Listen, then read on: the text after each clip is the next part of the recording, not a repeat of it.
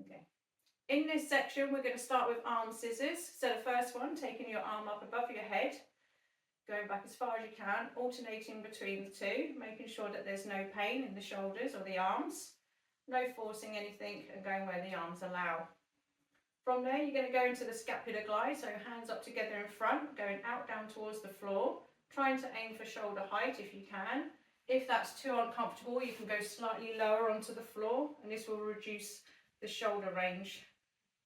Once you've done that, you can then take your arms down to the floor and then relax into that stretch. From there, you can relax your arms to however you're most comfortable, and then we're going to go onto the bridge, and this is where you have your knees bent, feet flat, having your feet so they're hip width apart and not too close together, and then raising up as high as you can, and then holding into that position. And then from there, you're going to go up and down, making sure that you go into that lower back to make sure that there's no pain as well. From there, we're going to go over onto our front. We're going to go into the cobra next.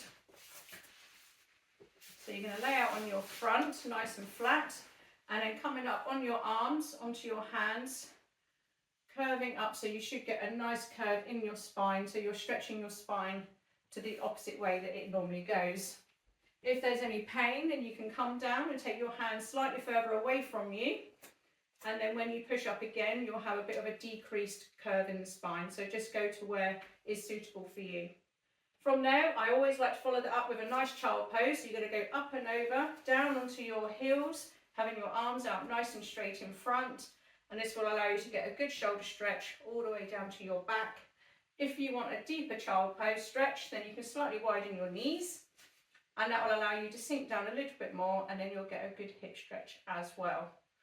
After that, the last one of this section is thread the needle, so on your hands and knees, and then you're going to take one arm through, underneath, taking that nice and straight, and this will give you a good stretch going down the thoracic part of your back there. On that side, and exactly the same thing on the other side, threading through and really relaxing into that stretch.